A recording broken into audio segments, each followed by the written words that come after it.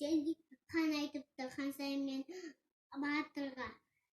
Батыр, сен неге хан сайынды құтқардың? Мен сені күтіп отырмын. Біз батыр айтыпты. Біз тауға шықтық қой. Сөйтіп біз тауға шыққан кезінде хан сайын құлап қалып, мен оны құтқардым деп тауға мініп алдық. Сөйтіп аппақ құсты көрдік. Оны артынан мініп алдық. Сөйтіп жіппен ұстадық депті. Батыржан мынандай ханға айтыпты. Жарайсың батыр депті. Мынандай сақалы бар хан. Ханның басында бір хан сайын сияқты сасы бар екен, я?